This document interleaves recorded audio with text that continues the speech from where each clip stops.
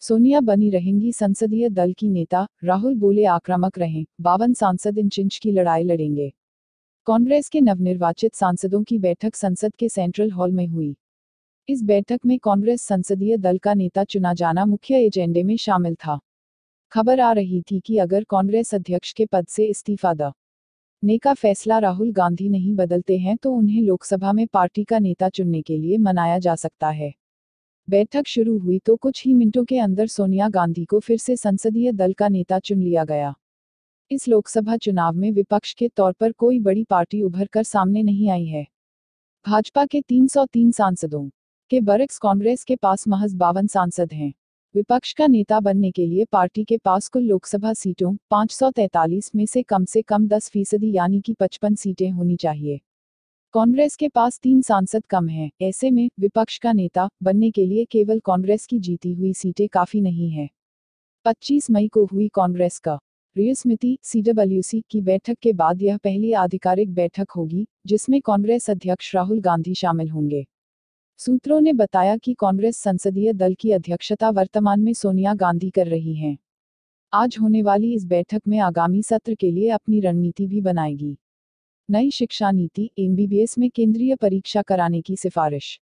इसरो के पूर्व प्रमुख के कस्तूरीरंगन की अध्यक्षता वाली कमेटी ने नई शिक्षा नीति के ड्राफ्ट में मेडिकल शिक्षा के ढांचे में सुधार के लिए कई महत्वपूर्ण सिफारिशें की हैं। कमेटी ने कहा कि MBBS की पढ़ाई करने वाले छात्रों का चौथे वर्ष के आखिर में नीट की तर्ज पर ही सेंट्रलाइज्ड एग्जिट एग्जाम होना चाहिए। MBBS के दौरान ही एग्जिट एग्जाम होने से छात्रों पर अधिक बोझ नहीं पड़ेगा और उनकी प्रतिभा का विकास भी होगा। एग्जिट एग्जाम पास करने पर ही छात्रों को प्रैक्टिस करने का लाइसेंस मिलता है। मानव संसाधन विकास मंत्रालय की वेबसाइट पर नई शिक्षा नीति का ड्राफ्ट हिंदी और अंग्रेजी में अपलोड कर दिया गया है। राज्य शिक्षाविद, अभिभावक व छात्र 30 जून तक ड्राफ्ट पर अपने सुझाव भेज सकते हैं। सुझावों के आधार पर ड्राफ्ट में बदलाव किया जाएगा। कमेटी ने MBBS में एग्जिट एग्जाम का सुझाव देते हुए लिखा कि नेशनल मेडिकल कमीशन बिल में भी इसका प्रस्ताव था। इसके तहत नीट की तर्ज पर MBBS सेंट्रलाइज्ड एग्जिट एग्जाम का नियम लागू करना चाहिए। इसके अलावा कमेटी ने डेंटल एजुकेशन समेत अन्य मेडिकल कोर्स में एग्जिट एग्जाम शामिल करने का सुझाव दिया है। कमेटी ने सुझाव दिया है कि देश के 600 अधिक जिला अस्पतालों को मेडिकल पढ़ाई में अपग्रेड किया जाना चाहिए। इन अस्पतालों में मेडिकल सीट बढ़ाने पर जोर दिया है। इनमें चिकित्सा सेवा विशेषज्ञ, योग्य शिक्षक समेत धनराशि भी मुहैया करवाई जाए। चिकित्सा सेवा संस्थान और अस्पताल दोनों को काम करने से पहले मंजूरी लेनी होगी। यहाँ पर MBBS, नर्सिंग व दंत चिकित्सा के अलावा अन्य क्षेत्रों के विशेषज्ञों को भी ट्रेनिंग देनी चाहिए। ऐसे अस्पतालों में मेडिसिन, डेंटल, नर्सिंग, आयुष आदि के विशेषज्ञ होने चाहिए। ममता बनर्जी ने EVM के खिलाफ आंदोलन छेड़ने का किया ऐलान, कहा बैलेट पर लौटो। पश्चिम बंगाल में जारी सियासी घमासान के बीच मुख्यमंत्री ममता बनर्जी ने भाजपा पर नए आरोप लगाए हैं। ममता ने कहा कि भाजपा पश्चिम बंगाल का बारे में झूठी खबरें फैला रही है। TMC घर घर जाकर लोगों को जागरूक करेगी। लोकतंत्र बचाओ, हमें EVM नहीं चाहिए, बैलेट पर लौटो। EVM पर एक तथ्य खोज समिति बननी चाहिए। ममता ने पार्टी के विधायकों और राज्य के मंत्रियों से चुनावों में तृणमूल कांग्रेस की पराजय को लेकर हुई बैठक के बाद संवाददाताओं से कहा कि हमें लोकतंत्र बचाना है। हम मशीन नहीं चाहते, हमारी मांग है कि कागज के मतपत्र वाले युग की वापसी हो। हम एक आंदोलन प्रारंभ करेंगे और यह बंगाल से शुरू होगा। उन्होंने कहा कि मैं सभी विपक्षी 23 राजनीतिक दलों से कहूंगी कि वे साथ आएं और बैलेट पेपर की वापसी की मांग करें। अमेरिका जैसे देश में भी EVM पर प्रतिबंध लगा हुआ है। तृणमूल कांग्रेस प्रमुख ने आरोप लगाया कि भाजपा ने चुनाव जीतने के लिए धन, बाहुबल, संस्थाओं, मीडिया और सरकार का इस्तेमाल किया है। उन्होंने कहा कि भाजपा 42 लोकसभा सीटों वाले इस राज्य में वाम मोर्चे के कारण 18 सीटें जीतने में सफल रही है। मुख्यमंत्री ने कहा कि भाजपा का दावा था कि वे 23 सीटें जीतेंगे पर वे 18 ही जीत सके और वह भी वामदलों की वजह से। लेकिन हम अपना वोट शेयर 4% बढ़ाने में सफल रहे। बता दें कि लोकसभा चुनाव से पहले ही बंगाल में TMC और भाजपा में सियासी घमासान जोर पकड़ चुका था। मतदान के समय इसने हिंसा का रूप ले लिया। यहाँ सभी 7 चरणों में जमकर हिंसा हुई। चुनाव आयोग को यहाँ भारी संख्या में केंद्रीय सुरक्षा बलों को तैनात करना पड़ा था। आतंकवाद के खिलाफ मोदी सरकार की जीरो टॉलरेंस नीति रहेगी जारी, शाह ने दिए संकेत। प्रधानमंत्री नरेंद्र मोदी की सरकार आतंकवाद के खिलाफ जीरो टॉलरेंस की नीति को जारी रखेगी। इसके कारण ही सरकार लोकसभा चुनाव में प्रचंड जीत हासिल करके दोबारा सत्ता में आई है। नए गृह मंत्री अमित शाह ने सोमवार को सुरक्षा बलों को साफ निर्देश दिए हैं कि उन पर किसी भी आलोचना का प्रभाव नहीं पड़ना चाहिए और वह जीरो टॉलरेंस की नीति को जारी रखें। गृह मंत्रालय का कहना है कि नीति परिणाम देने वाली है। इस साल के पहले 5 महीनों के दौरान जम्मू कश्मीर में सुरक्षा बलों ने 101 आतंकियों को मार गिराया था, जिसका मतलब है कि औसतन हर महीने 20 आतंकी मारे गए हैं। हालांकि मंत्रालय के अधिकारियों का कहना है कि इस सफलता के बावजूद घर के अंदर पनप रहे आतंकवाद को नियंत्रण में नहीं लाया जा सका है। एक वरिष्ठ अधिकारी ने कहा, लगभग 50 युवा विभिन्न आतंकी संगठन में शामिल हुए हैं और यह चिंता का विषय है। अधिकारी के अनुसार अगले 5 सालों में कट्टरपंथी विचारों को खत्म करने पर ज्यादा ध्यान दिया जाएगा। उन्होंने कहा, हमें इस मुद्दे को सुरक्षा पहलू से नहीं बल्कि एक सामाजिक मुद्दे को तौर पर देखना चाहिए। नए विचारों के बारे में सोचा जाना चाहिए जिससे कि युवा कट्टरपंथी विचारों से प्रभावित न हों। सोमवार को आंतरिक सुरक्षा की स्थिति का जायजा लेने के लिए बुलाई बैठक में शाह को रमजान के दौरान जम्मू कश्मीर की परिस्थिति के बारे में बताया गया।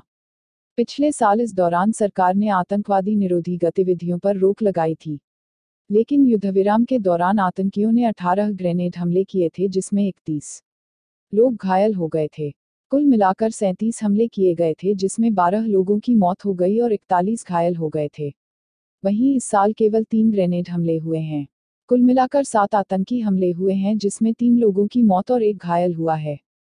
लापता AN-32 का तलाशी अभियान कम रोशनी के कारण आज के लिए बंद, कल ढूंढेंगी टीमें।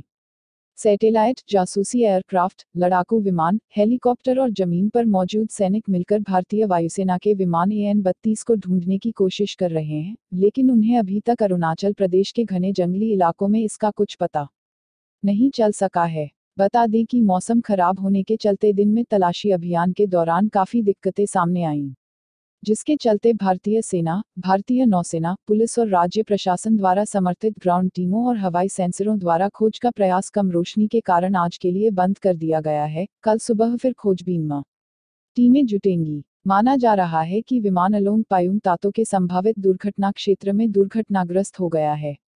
इस विमान में आधुनिक रडार या आपातकालीन लोकेटर ट्रांसमीटर नहीं है। यह AN-32 विमान का वह मॉडल है जिसे अपग्रेड नहीं किया गया था।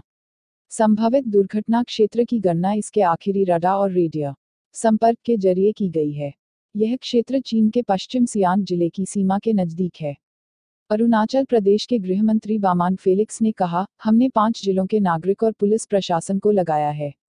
हमने स्थानीय लोगों से खोजी अभियान में शामिल होने की अपील की है। जिस संभावित क्षेत्र से विमान गायब हुआ है वह घने जंगलों वाला और पहुंच से बाहर है। मौसम भी खराब है। हमें कोई खबर मिलने की उम्मीद है। उत्तर पूर्वी इलाका अमूमन बादलों से घिरा रहता है। रिसेट सैटेलाइट बादलों के बीच से आसानी से देख सकती है और क्षेत्र को स्कैन करके विमान के मलबे का पता लगा सकती है। रिसेट को खोजी अभियान के लिए चुना गया है। यह सैटेलाइट दिन और रात में काम कर सकती है और इसका एक्स बैंड सिनेथिक अपर्चर रडार किसी चीज के रिसोल्यूशन को 1 मीटर तक जूम कर सकता है, जिससे यह धरती की किसी भी वस्तु की साफ तस्वीर भेज सकती है। अरुणाचल प्रदेश के भाजपा नेता के बेटे को हत्या मामले में मिली उम्रकैद की सजा। अरुणाचल प्रदेश के भाजपा मंत्री के बेटे को जिला अदालत ने हत्या का दोषी पाते हुए उम्रकैद की सजा सुनाई है। आरोपी का नाम काजुम बागरा है जो अरुणाचल के उद्योग मंत्री टुमके बागरा का बेटा है। उसे 2017 में एक शख्स की गोली मारकर हत्या करने के आरोप में दोषी ठहराया गया था। पुलिस सूत्रों के अनुसार 26 मार्च 2017 को दोषी काजुम ने केंजुम कामसी नाम के एक शख्स को आलो स्थित पश्चिम सियांग जिला मुख्यालय में होटल वेस्ट के बाहर गोली मार दी थी। पुलिस सूत्रों ने कहा कि दोनों के बीच किसी कॉन्ट्रैक्ट के भुगतान को लेकर विवाद था। हत्या की यह घटना होटल के बाहर लगे CCTV कैमरे में कैद हो गई थी। काजुम बागरा पर भारतीय दंड संहिता की धारा 302 और शस्त्र अधिनियम की धारा 27(1) के तहत मामला दर्ज किया गया था। हालांकि उसने पहले मामले में आरोपी न होने की दलील दी थी। 2017 में जिस समय यह घटना घटी तब टुमके बागरा अरुणाचल प्रदेश विधानसभा के उपाध्यक्ष थे। बता दें कि भारतीय कानून के अंतर्गत उम्रकैद की न्यूनतम सीमा 14 साल है। सियासी उठापटक, तेलंगाना में कांग्रेस को बड़ा झटका, 12 विधायक TRS में शामिल। तेलंगाना में सियासी उठापटक के बीच विधानसभा स्पीकर ने कांग्रेस के 18 में से अलग हुए 12 विधायकों के गुट को तेलंगाना राष्ट्र समिति (टीआरएस) में विलय की मंजूरी दे दी। इसके साथ ही उन्हें सत्ताधारी दल के सदस्य के तौर पर पहचान मिल गई है। इससे पहले बृहस्पतिवार दिन में कांग्रेस के इस गुट ने स्पीकर से टीआरएस में विलय की अनुमति मांगी थी। विधानसभा अध्यक्ष पी श्रीनिवास रेड्डी ने कांग्रेस के 12 विधायकों के आवेदन पर गौर करने के बाद दिन भर तेजी से बदलते घटनाक्रम पर देर रात विराम लगा दिया। इससे पहले रेड्डी ने इस पर गौर किया कि दल के लिए कांग्रेस विधायक दल से अलग गुट के पास जरूरी 2/3 सदस्य हैं या नहीं। दरअसल दल बदल कानून के तहत किसी पार्टी में विलय के लिए अलग गुट के 2/3 सदस्य होने चाहिए। बृहस्पतिवार रात को विधानसभा से जारी बुलेटिन में कहा गया है कि टीआरएस में शामिल 12 विधायकों के सत्ताधारी दल के सदस्यों के साथ बैठने की व्यवस्था कर दी गई है। दरअसल लोकसभा के लिए चुने जाने के बाद कांग्रेस के प्रदेश अध्यक्ष उत्तम कुमार रेड्डी के बुधवार को इस्तीफे के बाद 119 सदस्यीय तेलंगाना विधानसभा में कांग्रेस के 18 सदस्य रह गए थे। नाटकीय घटनाक्रम में कांग्रेस विधायक रोहित रेड्डी ने बृहस्पतिवार को टीआरएस के कार्यकारी अध्यक्ष और मुख्यमंत्री के चंद्रशेखर राव के बेटे केटी रामाराव से मुलाकात कर सत्ताधारी दल के प्रति अपनी निष्ठा जताई थी। इससे पहले मार्च के शुरू में कांग्रेस के 11 विधायक पाला बदलकर सत्ताधारी खेमे में चले गए थे। 15 सैन्य एयरपोर्ट पर छोटे विमानों से लैंडिंग चार्ज नहीं लेगी सरकार। घरेलू उड्डयन क्षेत्र को बढ़ावा देने के लिए केंद्र सरकार एक नई पहल करने की तैयारी में है। एक वरिष्ठ अधिकारी ने शुक्रवार को बताया कि सरकार देश के 15 सैन्य एयरपोर्ट पर 80 सीटों से कम क्षमता वाले छोटे विमानों पर लगने वाला लैंडिंग चार्ज हटाने पर विचार कर रही है। इससे छोटे शहरों को हवाई संपर्क के जरिए जोड़ने की सरकारी योजना में तेजी मिलने की उम्मीद है। बता दें कि फिलहाल किसी भी एयरलाइंस को देश में सैन्य एयरपोर्ट पर अपना विमान उतारने के लिए उसके वजन के हिसाब से लैंडिंग चार्ज भारतीय वायुसेना को चुकाना पड़ता है। वायुसेना ही सैन्य एयरपोर्ट का संचालन संभालती है। वरिष्ठ अधिकारी के मुताबिक एक एयरलाइंस ने नागरिक उड्डयन मंत्रालय से देश के 15 सैन्य एयरपोर्ट पर 80 सीटों से कम क्षमता वाले विमान से लैंडिंग चार्ज नहीं वसूले जाने का आग्रह किया था। इसके बाद निर्णय लिया गया था कि नागरिक उड्डयन सचिव इस मुद्दे को जल्द ही रक्षा मंत्रालय के सामने रखेंगे। उसके बाद ही इस बात पर फैसला होगा कि यह चार्ज हटाया जाएगा या नहीं। एक अन्य वरिष्ठ अधिकारी के मुताबिक रक्षा मंत्रालय ने अनौपचारिक तौर पर इशारा कर दिया है कि लैंडिंग चार्ज हटाया जा सकता है। हालांकि इस बारे में अभी तक रक्षा मंत्रालय और नागरिक उड्डयन मंत्रालय के बीच कोई औपचारिक वार्ता नहीं हुई है। बता दें कि देश में वायुसेना के नियंत्रण वाले 15 एयरपोर्ट के एक हिस्से को सिविल इनक्लेव का दर्जा मिला हुआ है। इन एयरपोर्ट के इसी हिस्से से कमर्शियल विमानों का संचालन airport authority of India (AI) के निर्देशन में होता है। भारत ने पाकिस्तान से अपने वायु क्षेत्र में प्रधानमंत्री मोदी का विमान गुजरने देने की मांगी अनुमति। पाकिस्तान ने बालाकोट में आतंकी संगठन जैश-ए-मोहम्मद के प्रशिक्षण शिविर पर भारतीय वायुसेना द्वारा एयर स्ट्राइक किए जाने के बाद पाकिस्तान ने अपना वायु क्षेत्र एयर स्पेस बंद कर दिया था, जो अब भी जारी है। इसी बीच भारत ने पाक से अनुरोध किया है कि किर्गिस्तान से बिश्केक जाने के लिए प्रधानमंत्री नरेंद्र मोदी के विमान को अपने वायु क्षेत्र गुजरने दे। प्रधानमंत्री मोदी को बिश्केक में 13 और 14 जून को शंघाई सहयोग संगठन (एसीओ) शिखर सम्मेलन में भाग लेने जाना है। एक वरिष्ठ सरकारी अधिकारी ने बताया कि हमने पाकिस्तान के प्रधानमंत्री के विमान को अपने एक मार्ग से गुजरने देने का अनुरोध किया है, जो अब तक खुला नहीं है। बता दें कि पाकिस्तान ने 21 मई को तत्कालीन भारतीय विदेश मंत्री सुषमा स्वराज के विमान को किर्गिस्तान के बिश्केक में एसीओ विदेश मंत्रियों की बैठक में शामिल होने के लिए पाक वायु क्षेत्र से सीधे उड़ भरने की विशेष अनुमति दी थी। दरअसल दक्षिण पाकिस्तान में 2 मार्गों के अलावा पड़ोसी देश का वायु क्षेत्र वाणिज्यिक विमानों के लिए अब भी बंद है।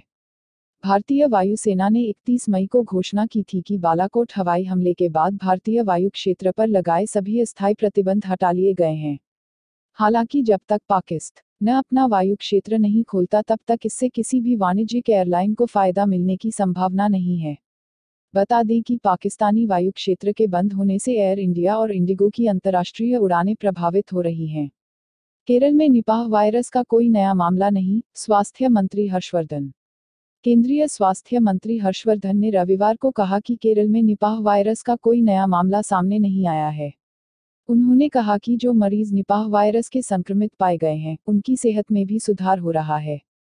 स्वास्थ्य मंत्रालय ने एक बयान में कहा, जैसा कि आज 8 मरीज डॉक्टर की निगरानी में हैं, जिनमें से 7 में निपाह के संक्रमण पाए गए हैं। 8वें मरीज के सैंपल की जांच POC, point of care, lab में हो रही है। मंत्रालय ने कहा कि डॉक्टरों की निगरानी में रखे गए 4 अन्य मरीजों को शनिवार को छुट्टी दे दी गई। इस दौरान पुणे के national institute of virology (NIV) ने 3 सुअर के ब्लड सैंपल और 30 चमगादड़ के सैंपल केरल के इडुक्की जिले के थोडुपुझा से एकत्रित किए हैं। केंद्रीय मंत्री हर्षवर्धन व्यक्तिगत रूप से निपाह वायरस के मामलों की स्थिति की समीक्षा और निगरानी कर रहे हैं। साथ ही उन्होंने मंत्रालय के वरिष्ठ अधिकारियों को केरल सरकार के साथ स्थिति की जांच करने के लिए निर्देश दिए हैं। विश्व स्वास्थ्य संगठन (WHO) के मुताबिक निपाह वायरस तेजी से उभरता वायरस है, जो जानवरों और इंसानों में गंभीर बीमारी को जन्म देता है। निपाह के बारे में सबसे पहले 1998 में मलेशिया के कंपन सुंगाई निपाह से पता चला था। वहीं से इस वायरस को ये नाम मिला। उस वक्त इस बीमारी के वाहक सुअर बनते थे, लेकिन इसके बाद जहां जहां निपाह के बारे में पता चला, इस वायरस को लाने ले जाने वाले कोई माध्यम नहीं थे। साल 2004 में बांग्लादेश में कुछ लोग इस वायरस की चपेट में आए। इन लोगों ने खजूर के पेड़ से निकलने वाले तरल को चखा था और इस तरल तक वायरस को लाने वाले चमगादड़ थे, जिन्हें फ्रूट बैट कहा जाता है। वायु तूफान से निपटने के लिए अमित शाह ने की बैठक, सेना को तैनात रहने का दिया निर्देश। केंद्रीय गृह मंत्री अमित शाह ने चक्रवात तूफान, वायु से उत्पन्न स्थिति से निपटने के लिए संबंधित राज्य और केंद्रीय मंत्रालयों और एजेंसियों की तैयारियों की समीक्षा के लिए एक उच्चस्तरीय बैठक की है। इस दौरान उन्होंने वरिष्ठ अधिकारियों को सुनिश्चित करने के लिए संभव उपाय खोजने के निर्देश दिए। भारतीय तटरक्षक बल, नौसेना, थल सेना और वायुसेना की इकाइयां निगरानी के लिए तैनात कर दी गई हैं। इससे पहले भारतीय मौसम विभाग (IMD) ने मंगलवार को बताया कि अरब सागर में कम दबाव का क्षेत्र बनने के कारण चक्रवाती तूफान, वायु तेज हो गया है। विभाग के मुताबिक अब ये तूफान गुजरात की ओर बढ़ रहा है। गुजरात के तटीय इलाकों में चक्रवात का खतरा मंडरा रहा है। मौसम विभाग द्वारा मंगलवार को जारी बुलेटिन के अनुसार, सुदूर समुद्र में हवा के कम दबाव का क्षेत्र तेजी से बनने के कारण वायु के 13 जून को गुजरात के तटीय इलाकों पोरबंदर और कच्छ क्षेत्र में पहुंचने की संभावना है। विभाग ने अगले 24 घंटों में चक्रवाती तूफान के और अधिक गंभीर रूप धारण करने की संभावना व्यक्त करते हुए कहा कि उत्तर की ओर बढ़ता वायु 13 जून को सुबह गुजरात के तटीय इलाकों में पोरबंदर से महुआ, वेरावल और दीव क्षेत्र को प्रभावित करेगा। इसकी गति 115 से 130 किलोमीटर प्रति घंटा तक हो सकती है। इसे देखते हुए गुजरात सरकार ने भी हाई अलर्ट जारी करते हुए सौराष्ट्र और कच्छ इलाकों में राष्ट्रीय आपदा मोचन बल (NDRF) के जवानों को तैनात किया है। भारत ने संयुक्त राष्ट्र में इसराइल के पक्ष में किया मतदान, चीन पाकिस्तान विरोध में रहे। भारत ने संयुक्त राष्ट्र की आर्थिक और सामाजिक परिषद में इसराइल के एक प्रस्ताव के समर्थन में मतदान किया है। इसराइल ने अपने प्रस्ताव में फिलिस्तीन के एक मानवाधिकार गैर सरकारी संगठन को सलाहकार का दर्जा दिए जाने पर आपत्ति जताई थी। इस संगठन को लेकर इसराइल का कहना है कि इसने हमास के साथ अपने संबंधों का खुलासा नहीं किया है, जिसके चलते संगठन को संयुक्त राष्ट्र में पर्यवेक्षक का दर्जा देने का प्रस्ताव खारिज हो गया। इसराइल ने साथ देने के लिए भारत का आभार जताया है। दिल्ली में तैनात इसराइल की राजनयिक माया कदोश ट्वीट करते हुए कहा, इसराइल के साथ खड़े रहने और आतंकी संगठन शहीद को संयुक्त राष्ट्र के पर्यवेक्षक का दर्जा देने की अपील को खारिज करने के लिए भारत का धन्यवाद। हम आतंकी संगठनों के खिलाफ साथ मिलकर काम करते रहेंगे, जिन संगठनों का उद्देश्य नुकसान पहुंचाना है। अब संयुक्त राष्ट्र की परिषद ने एनजीओ का आवेदन न लौटाने का फैसला लिया है। ऐसा इसलिए क्योंकि ये संगठन कुछ महत्वपूर्ण जानकारी पेश करने में नाकाम रहा था। ये जानकारी उस समय मांगी गई थी जब इस एनजीओ के विषय पर विचार किया जा रहा था। इस एनजीओ ने संयुक्त राष्ट्र के पर्यवेक्षक का दर्जा दिए जाने के लिए आवेदन किया था। चांद की सतह चूमने वाला चौथा देश बनेगा भारत, पहली बार दक्षिणी ध्रुव पर होगी लैंडिंग। चंद्रयान 2 की सफल लैंडिंग के बाद भारत चांद की सतह की चूमने वाला चौथा देश बन जाएगा। इससे पहले अमेरिका, रूस और चीन अपने यान चांद की सतह पर भेज चुके हैं। हालांकि अभी तक किसी भी देश ने चंद्रमा के दक्षिणी ध्रुव के पास उतरने की कोशिश नहीं की है, जबकि भारतीय मिशन दक्षिणी ध्रुव के नजदीक उतरेगा। इसरो चेयरमैन के सिवन ने कहा, इस मिशन का सबसे कठिन हिस्सा चंद्रमा की सतह पर सफल और सुरक्षित लैंडिंग है। चंद्रयान 2 चंद्रमा की सतह से 30 किलोमीटर की ऊंचाई से नीचे आएगा। सतह पर आने में करीब 15 मिनट लगेंगे। यह 15 मिनट हमारे लिए बेहद अहम है। सिवन ने कहा, हम ऐसी जगह लैंडिंग करेंगे जहां पहले किसी ने उतरने की कोशिश नहीं की। विज्ञान के दृष्टिकोण से दक्षिणी ध्रुव उत्तरी ध्रुव से अधिक छाया क्षेत्र में है। इसके चलते दक्षिणी ध्रुव पर पानी अधिक होने की उम्मीद है। साथ ही खनिज भी ज्यादा होने की उम्मीद है। 3800 किलो वजनी अंतरिक्ष यान में 3 मॉड्यूल ऑर्बिटर, लैंडर और रोवर हैं। ऑर्बिटर में 8 लैंडर 3 और रोवर 2 पेलोड होंगे, जिन्हें लॉन्च व्हीकल GSLV M-3 से लॉन्च किया जाएगा। खास बात यह है कि इस लॉन्च व्हीकल को भारत में ही बनाया गया है। 1000 करोड़ रुपए के इस मिशन में GSLV M-3 की कीमत 375 करोड़ रुपए है। इसरो ने बुधवार को इस मिशन की पहली फोटो जारी की। लॉन्च के बाद 16 दिनों में चंद्रयान 2 पृथ्वी के चारों तरफ 5 बार कक्षा बदलेगा। राज्यसभा सदस्य के तौर पर डॉक्टर मनमोहन सिंह की पारी समाप्त, खामोशी से हुई बतौर सांसद विदाई। 10 साल तक देश के प्रधानमंत्री की कुर्सी संभालने वाले डॉ. मनमोहन सिंह की बतौर सांसद विदाई बहुत खामोशी से हो गई। शुक्रवार को राज्यसभा सदस्य के तौर पर उनकी 5वीं पारी का आखिरी दिन था। उन्हें अन्य सदस्यों की तरह न तो सदन में बतौर सांसद अपने अनुभव साझा करने को मौका मिला और न ही राज्यसभा की ओर से उन्हें विदाई दी गई। 3 दिन बाद संसद का सत्र शुरू होना है। लोकसभा के नए सदस्य शपथ लेंगे, लेकिन राज्यसभा के सदस्यों के बीच उनके सबसे वरिष्ठ सदस्य डॉक्टर मनमोहन सिंह रिटायर हो जाने के चलते सदन नहीं पहुंचेंगे। 14 जून को उनके साथ कांग्रेस के असम से ही एक अन्य सांसद सेंटियूस कुजूर भी रिटायर हो गए। डॉक्टर सिंह को राज्यसभा का एक और कार्यकाल मिलने की उम्मीद कम है। असम में जहां से वे सांसद चुनकर आते थे, वहां विधायकों का अंकगणित उनके खिलाफ है। जिन राज्यों में छत्तीसगढ़, पंजाब, मध्य प्रदेश, राजस्थान, कर्नाटक में कांग्रेस की सरकार है, वहां अप्रैल 2020 के पहले कोई संभावना नहीं है। गुजरात में 2 खाली सीटों के लिए चुनाव होने हैं, वहां कांग्रेस के 80 विधायक हैं, लेकिन दोनों पर अलग अलग चुनाव होने की स्थिति में वहां भी मुश्किलें हैं। गुजरात में दम घुटने से 4 सफाईकर्मियों सहित 7 लोगों की मौत। गुजरात में 7 लोगों की कथित तौर पर दम घुटने से मौत हो गई है। मृतकों में 4 सफाईकर्मी शामिल हैं। घटना वडोदरा के फारतिकुई गांव की बताई जा रही है। कहा जा रहा है कि घटना उस वक्त की है जब ये लोग एक होटल के सेप्टिक टैंक की सफाई कर रहे थे। पुलिस ने होटल के मालिक के खिलाफ लापरवाही का मामला दर्ज कर लिया है। पुलिस का कहना है कि सभी की मौत एक दूसरे को खोजने के कारण हुई है।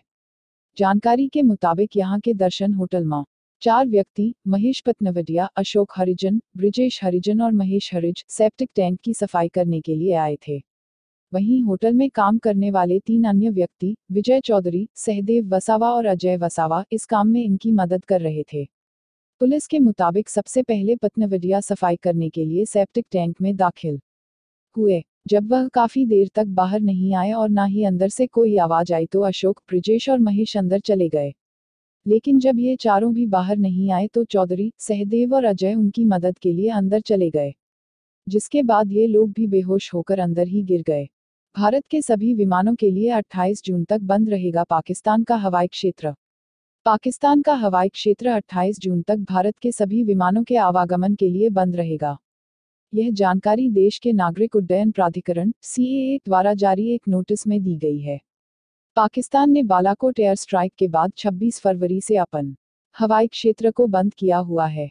हालांकि 27 मार्च को पाक ने नई दिल्ली, बैंकॉक और कुआलालंपुर को छोड़कर बाकी सब के लिए अपना हवाई क्षेत्र खोल दिया था। एयर स्ट्राइक में भारतीय वायुसेना ने पाकिस्तान में स्थित जैश-ए-मोहम्मद के आतंकी कैंपों को निशाना बनाकर उन्हें नेस्तनाबूद कर दिया था। इसके बाद से पाकिस्तान ने अपने 11 में से केवल 2 हवाई क्षेत्रों को खोला हुआ है, जो दक्षिण पाकिस्तान से होकर गुजरता है। हालांकि पड़ोसी देश ने सोमवार को शंघाई सहयोग संगठन ASEAN बैठक में शामिल होने के लिए किर्गिस्तान गए प्रधानमंत्री नरेंद्र मोदी के विमान को अपने हवाई क्षेत्र से गुजरने की इजाजत दी थी। भारत ने पाकिस्तान से अनुरोध किया था कि वह किर्गिस्तान के बिश्केक जाने के लिए प्रधानमंत्री मोदी के विमान को अपने हवाई क्षेत्र से होकर गुजरने की अनुमति दे। बता दें कि इससे पहले पाकिस्तान ने 21 मई को तत्कालीन विदेश मंत्री सुषमा स्वराज के विमान को किर्गिस्तान के बिश्केक में ASEAN विदेश मंत्रियों की बैठक में शामिल होने के लिए पाक वायु क्षेत्र से सीधे उड़ान भरने की विशेष अनुमति दी थी। दरअसल, दक्षिण पाकिस्तान में 2 मार्गों के अलावा पड़ोसी देश का वायु क्षेत्र वाणिज्यिक विमानों के लिए अब भी बंद है। हैदराबाद में शारीरिक संबंध बनाने से इनकार करने पर बार डांसर को निर्वस्त्र कर पीटा। हैदराबाद में एक महिला डांसर को कथित तौर पर एक व्यक्ति और 4 अन्य महिला डांसरों द्वारा निर्वस्त्र करने का मामला सामने आया है। पीड़ित महिला के साथ मारपीट भी की गई है। उसका कहना है कि उसके साथ ऐसा उस वक्त किया गया जब उसने ग्राहकों के साथ शारीरिक संबंध बनाने इनकार कर दिया था। पंजागुट्टा पुलिस ने चारों आरोपी महिलाओं को गिरफ्तार कर लिया है। वहीं आरोपी व्यक्ति फरार है। पुलिस का कहना है कि उसे गिरफ्तार करने की कोशिश की जा रही है। पुलिस ने बताया कि उन्हें पीड़ित महिला ने घटना की शिकायत की थी, जिसके बाद उन्होंने आरोपियों के खिलाफ कार्रवाई की। पुलिस के मुताबिक महिला ने बताया है कि उसने कुछ ही महीनों पहले बार ज्वाइन किया था और तभी से उसे शोषण का सामना करना पड़ रहा है। उसके 5 सहकर्मियों ने उसे ग्राहकों को सेक्सुअल फेवर देने के लिए कहा था, लेकिन जब उसने इसके लिए मना किया तो उसे निर्वस्त्र करके पीटा गया। पुलिस ने बताया, हाल ही में बार के प्रबंधन ने उसे महिला ग्राहकों के पास जाने और अश्लील गतिविधियां करने के लिए कहा था। आरोपियों के खिलाफ मामला दर्ज कर लिया गया है। इस मामले पर तेलंगाना के डीजीपी महेंद्र रेड्डी ने विस्तृत रिपोर्ट मांगी है। पीएम मोदी की ओर से बुलाई गई बैठक में नहीं जाएंगी सीएम ममता बनर्जी। बंगाल की मुख्यमंत्री ममता बनर्जी ने प्रधानमंत्री नरेंद्र मोदी द्वारा सभी राजनीतिक दलों के अध्यक्षों की बैठक में जाने से इनकार कर दिया है। इसके साथ ही ममता बनर्जी ने पार्टी छोड़ने वाले नेताओं को लेकर भी कड़ा रुख अख्तियार किया है। पीएम द्वारा सभी पार्टी अध्यक्षों की बैठक बुलाने को लेकर ममता ने संसद या कार्यमंत्री प्रहलाद जोशी को चिट्ठी लिखी है। इस चिट्ठी में ममता ने कहा कि वह बुधवार को पीएम मोदी द्वारा बुलाई गई राजनीतिक दलों के अध्यक्षों की बैठक में शामिल नहीं हो पाएंगी। वहीं सीएम ममता बनर्जी ने कोलकाता में कहा कि टीएमसी कमजोर पार्टी नहीं है।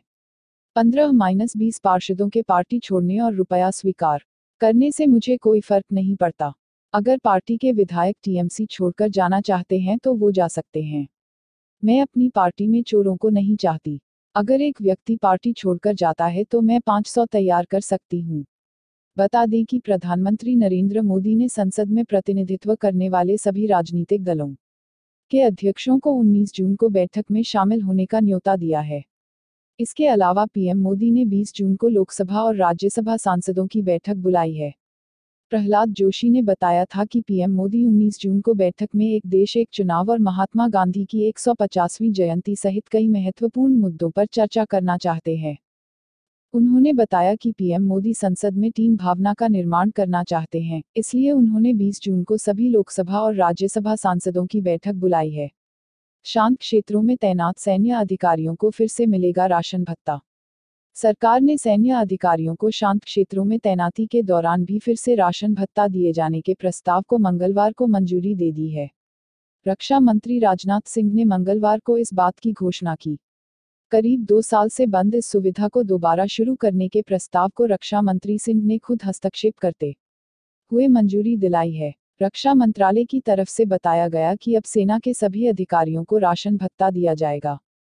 एक सैन्य अधिकारी ने बताया कि शांत क्षेत्रों में तैनात सैन्य अधिकारियों को पहले भी यह भत्ता दिया जाता था, लेकिन 2017 में 7वें वेतन आयोग की सिफारिशें लागू करने के बाद सरकार ने शांत क्षेत्रों में तैनाती के दौरान भत्ता देना बंद कर दिया था। हालांकि अशांत क्षेत्रों व मोर्चे पर तैनात अधिकारियों को राशन भत्ता लगातार मिल रहा था। इसके अलावा सैनिकों और जूनियर कमीशन्ड अफसर जेसीओ स्तर पर राशन भत्ते की सुविधा बंद नहीं की गई थी। शांत क्षेत्रों में तैनाती के दौरान भत्ता बंद करने के आदेश की थल, वायु और नौसेना के अंदर विभिन्न स्तर पर आलोचना की गई थी। सैन्य अधिकारियों की तरफ से इस सुविधा को दोबारा शुरू करने की मांग की जा रही थी। शांत क्षेत्रों में तैनात सैन्य अधिकारियों को राशन भुगतान भत्ते के तौर पर खाने पीने के सामान के बजाय प्रतिदिन 96 रुपये का भुगतान किया जाता है। प्रतिमाह इस मद में तकरीबन 29,00 रुपये सीधे अधिकारी के बैंक खाते में जमा कर दिए जाते हैं। हालांकि इस दैनिक भत्ते को बढ़ाए जाने की भी लंबे समय से मांग हो रही है, लेकिन सरकार ने फिलहाल पुरानी दरों पर ही भत्ते के भुगतान का निर्णय लिया है। AN-32 विमान हादसे में शहीद हुए 13 जवानों को कल श्रद्धांजलि देंगे रक्षा मंत्री राजनाथ सिंह। असम के जोरहट से उड़ान भरने के बाद अरुणाचल प्रदेश की पहाड़ियों में क्रैश हुए वायुसेना के विमान AN-32 में सवार 13 जवानों की मौत हो गई थी।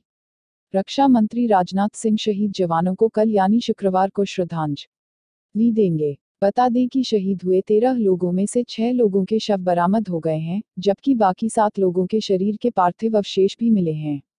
शवों और अवशेषों को जोरहट लाने का प्रयास किया जा रहा है। मालूम हो कि 3 जून की दोपहर AN-32 विमान ने असम के जोरहट से मेंचुका एडवांस लैंडिंग ग्राउंड के लिए उड़ान भरी थी। उड़ान भरने के आधे घंटे के अंदर विमान का संपर्क कंट्रोल रूम से टूट गया था और उसके बाद से विमान का कुछ पता नहीं चल पाया था। विमान में पायलट सहित कुल 13 लोग सवार थे। सड़क सुरक्षा प्रचार वाहन को SSP ने किया रवाना।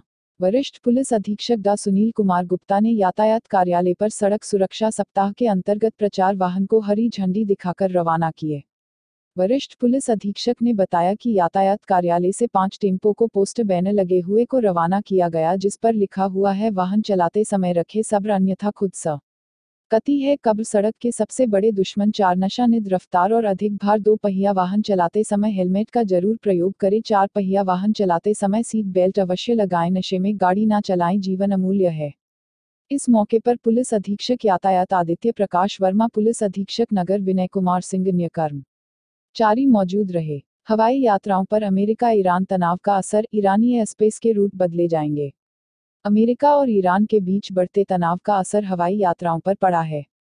शनिवार को नागर विमानन महानिदेशालय DGCA की सलाह पर सभी भारतीय हवाई ऑपरेटरों ने यात्रियों की सुरक्षित यात्रा सुनिश्चित करने का लिए ईरानी एयरस्पेस के प्रभावित हिस्से से बचने का फैसला किया है।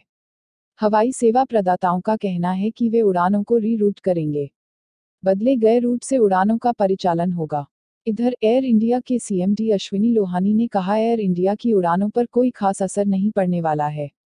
उड़ानों की री-रूटिंग पर काम चल रहा है। यात्रियों को खास परेशानी नहीं होगी। दूसरी ओर खाड़ी देशों की प्रमुख एयरलाइन एतिहाद एयरवेज ने भी ईरानी हवाई क्षेत्र के ऊपर से गुजरने वाली उड़ानों को फिलहाल रद्द कर दिया है। अबू धाबी की इस एयरलाइन ने भी तनाव की स्थिति में सुधार दिखने तक कई मार्गों पर वैकल्पिक उड़ान मार्गों का उपयोग करने का बात कही है। अमेरिकी फेडरल एविएशन प्रशासन के निर्णय के बाद ईरानी नियंत्रित हवाई क्षेत्र में अमेरिकी एयरलाइन संचालन को प्रतिबंधित करने के लिए एतिहाद एयरवेज ने UAE general civil aviation authority और अन्य एयरलाइनों के साथ मिलकर सलाह मशविरा किया। इससे पहले अमेरिका की यूनाइटेड एयरलाइंस ने नेवार्क एयरपोर्ट से मुंबई के बीच उड़ानें रद्द कर दी हैं। अमेरिका से मुंबई के लिए विमान ईरान के हवाई क्षेत्र से आते हैं। ऐसे में अमेरिकी एयरलाइंस का कहना था कि सुरक्षा को देखते हुए यह कदम उठाया गया है। मालूम हो कि गुरुवार को ईरान के सशस्त्र बल रिवोल्यूशनरी गार्ड ने हरमुज जलसंधि के पास अपने हवाई क्षेत्र में एक अमेरिकी जासूसी विमान को मार गिराने का दावा किया था।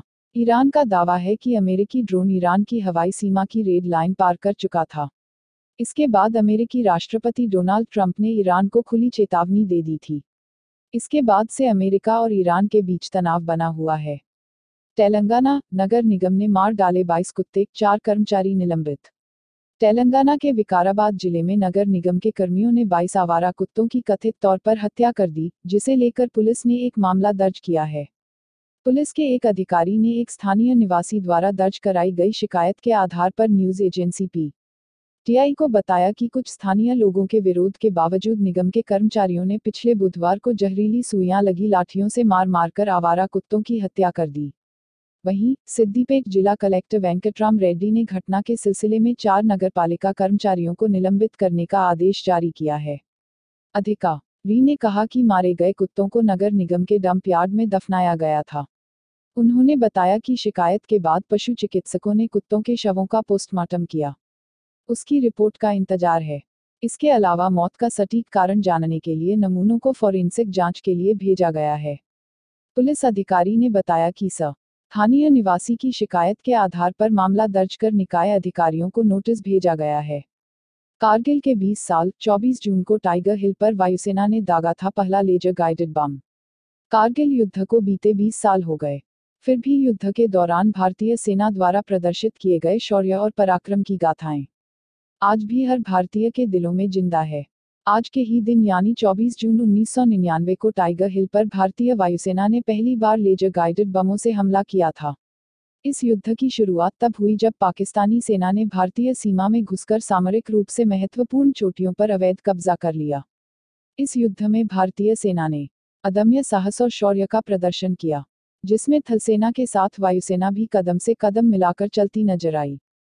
भारतीय वायुसेना ने आज के ही दिन 24 जून 1999 ऑपरेशन सफेद सागर के अंतर्गत टाइगर हिल पर जोरदार हवाई हमला किया।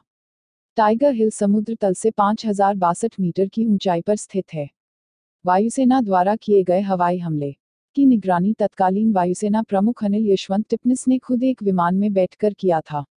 इस हमले में मिराज 2000 विमानों का प्रयोग कर दुश्मनों के ठिकानों पर लेजर गाइडेड बम गिराए गए। अचानक हुए हवाई हमले में पाकिस्तान के कई घुसपैठिए मारे गए।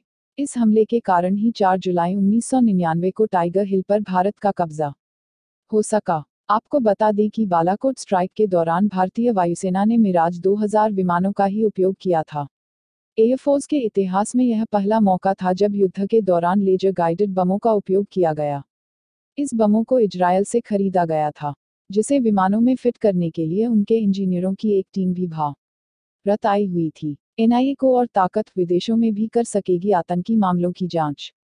केंद्रीय कैबिनेट ने राष्ट्रीय जांच एजेंसी एनआईए को और शक्तियां देने के लिए 2 कानूनों में संशोधन के प्रस्ताव को मंजूरी दे दी है, जिससे उसे देश के साथ विदेश में भी आतंकी मामलों की जांच का अधिकार मिल जाएगा।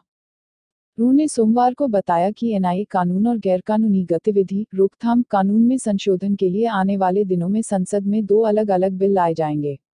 इन संशोधनों के बाद एनआईए को साइबर अपराध और मानव तस्करी के मामलों की जांच करने का भी अधिकार मिल जाएगा। सूत्रों ने बताया कि गैरकानूनी गतिविधि रोकथाम कानून न की अनुसूची 4 में संशोधन से एनआईए आतंकवाद से जुड़े संदिग्ध व्यक्तियों को आतंकी घोषित कर पाएगी। अभी तक सिर्फ संगठनों को ही आतंकी संगठन घोषित किया जा सकता है। मुंबई आतंकी हमले के बाद 2009 में एनआईए का गठन किया गया था। 2017 से ही गृह मंत्रालय नई चुनौतियों से निपटने के लिए एनआईए को और ताकतवर बनाने के लिए 2 कानूनों में संशोधन पर विचार कर रहा है। इसमें साइबर अपराध और किसी व्यक्ति को आतंकी घोषित करने का अधिकार देना अहम है, क्योंकि मौजूदा समय में इसके खतरों में तेजी से बढ़ोतरी हुई है। इसके साथ ही कैबिनेट ने डीएनए प्रोफाइलिंग बिल को मंजूरी दे दी, जिसमें डीएनए तकनीक के इस्तेमाल को नियंत्रित करने का प्रस्ताव है। जनवरी में यह बिल लोकसभा में पास हो गया था, लेकिन राज्यसभा में विपक्ष का सहयोग नहीं मिलने के बाद गिर गया। कैबिनेट की मंजूरी के बाद संसद में नया बिल पेश किया जाएगा। विधेयक में नेशनल डीएनए डाटा बैंक और क्षेत्रीय डीएनए डाटा बैंक बनाने का भी प्रस्ताव है। मानसून 2019 कई राज्यों में बुधवार से बदलेगा मौसम का मिजाज, यहां तेज बारिश के आसार। उत्तर भारत के कुछ इलाकों में मानसून के आने से लोगों को भीषण गर्मी से राहत मिलना शुरू हो गई है, लेकिन दिल्ली समेत कई राज्य अभी भी गर्मी की मार झेल रहे हैं। उमस और लू का असर लोगों के स्वास्थ्य पर पड़ रहा है। मौसम विभाग का अनुमान है कि जून के अंत तक ऐसी ही स्थिति रहेगी और अधिकतम तापमान 40 डिग्री सेल्सियस तक बढ़ सकता है। वहीं हरियाणा, पंजाब, उत्तर प्रदेश, हिमाचल, मध्य प्रदेश, राजस्थान, झारखंड के कई हिस्सों में धूलभरी आंधी और बारिश की भी संभावना है। इसके अलावा मध्य प्रदेश, केरल, मेघालय, पश्चिम बंगाल और छत्तीसगढ़ के कई हिस्सों में भारी बारिश भी हो सकती है। मौसम विभाग के अनुसार मानसून गुजरात और महाराष्ट्र के तटीय इलाकों में पहुंच चुका है। यहां के कई स्थानों पर तेज बारिश हो रही है, जिससे भीषण गर्मी और पानी की किल्लत से जूझ रहे लोगों को राहत मिली है। मुंबई में आमतौर पर 10 जून तक मानसून पहुंचता है, लेकिन इस बार 2 सप्ताह देरी से पहुंचा है। पिछले 1 दशक में ऐसा पहली बार हुआ है कि मुंबई में मानसून देरी से पहुंचा है। दक्षिण पश्चिम मानसून उत्तराखंड के कुमाऊं क्षेत्र में पहुंच गया है। इसकी वजह से 25 जून को देहरादून और नैनीताल में रुक-रुक कई दौर की बारिश हुई। मौसम केंद्र की ओर से जारी बुलेटिन के अनुसार प्रदेश में परिस्थितियां अनुकूल होने के चलते अगले 48 घंटों में मानसून ज्यादातर हिस्सों में पहुंच सकता है। नई शिक्षा नीति के मसौदे पर सुझाव के लिए सरकार ने 1 माह की अवधि बढ़ाई। मानव संसाधन विकास मंत्रालय ने नई शिक्षा नीति के मसौदे पर सभी पक्षों के विचार और सुझाव प्राप्त करने की अवधि में 1 महीने का इज़ाफा किया जा रहा है। केंद्रीय मानव संसाधन विकास मंत्री रमेश पोखरियाल निशंक ने राज्यसभा में गुरुवार को प्रश्नकाल के दौरान एक सवाल के जवाब में बताया कि प्रस्तावित शिक्षा नीति के मसौदे पर पिछले 4 साल से सार्वजनिक चर्चा का दौर जारी है। उन्होंने कहा कि मसौदे को अंतिम रूप देने से पहले इस पर सभी पक्षों के सुझाव प्राप्त करने की अवधि 1 महीने बढ़ाएंगे। सभी को मुफ्त और अनिवार्य बाल शिक्षा का अधिकार कानून 2009 के तहत निजी स्कूलों में आर्थिक रूप से कमजोर वर्ग ईडब्ल्यूएस के लिए आरक्षित 25% सीटों पर दाखिले का ब्यौरा देते हुए निशंक ने बताया कि पिछले 5 साल में आरक्षित सीटों पर दाखिला पाने वाले बच्चों की संख्या 18 लाख से बढ़कर 41 लाख हुई है। उन्होंने एक पूरक प्रश्न के जवाब में बताया कि देश भर के निजी स्कूलों में ईडब्ल्यूएस श्रेणी के लिए आरक्षित सीटों पर 2014 में 18 लाख बच्चों को दाखिला मिला था। यह संख्या साल 2015 में 24 लाख, साल 2016 में 29 लाख, साल 2017 में 34 लाख और साल 2018-19 में 41 लाख गई है। शिक्षा के अधिकार से वंचित बच्चों की पहचान कर सूचीबद्ध करने से जुड़े एक अन्य पूरक प्रश्न के जवाब में निशंक ने बताया कि सबके लिए अनिवार्य शिक्षा कानून का पालन सुनिश्चित करने के तहत शिक्षा प्राप्त कर रहे बच्चों और इस अधिकार से वंचित बच्चों की ग्राम पंचायत स्तर पर सूचियां बनाई जा रही हैं। यह काम पंचायत स्तर पर गठित शिक्षा समितियां कर रही है। परमाणु क्षमता युक्त पृथ्वी 2 मिसाइल का सफल परीक्षण, 350 किलोमीटर तक वार करने में सक्षम। भारत ने स्वदेश में विकसित परमाणु क्षमता युक्त मिसाइल पृथ्वी द्वितीय का बृहस्पतिवार रात को सफल परीक्षण किया। यह परीक्षण सेना के यूजर ट्रायल का हिस्सा है। यह मिसाइल 350 किलोमीटर तक वार करने में सक्षम है। सूत्रों ने बताया कि जमीन से जमीन पर मार करने में सक्षम मिसाइल का रात करीब 8:30 बजे ओडिशा के चांदीपुर स्थित एकीकृत परीक्षण रेंज (ITR) के लॉन्च कॉम्प्लेक्स तृतीय से मोबाइल लॉन्चर द्वारा परीक्षण किया गया। उन्होंने बताया कि यह नियमित ट्रायल था। इस मिसाइल का चांदीपुर स्थित ITR से 21 फरवरी 2018 की रात को सफलतापूर्वक परीक्षण किया गया था। यह मिसाइल 500/100 किलो वारहेड्स हथियार ले जा सकती है और इसमें लगे 2 इंजन इसकी क्षमता को और बढ़ाते हैं। ओवैसी की मुस्लिमों से अपील, कांग्रेस देती है धोखा, न करे समर्थन। राजस्थान पुलिस ने पहलू खान के खिलाफ गाय की तस्करी के आरोप में चार्जशीट दाखिल की है। साल 2017 में पहलू खान की अलवर में भीड़ ने पीट कर हत्या कर दी थी। वह उस वक्त मवेशियों को ले जा रहे थे।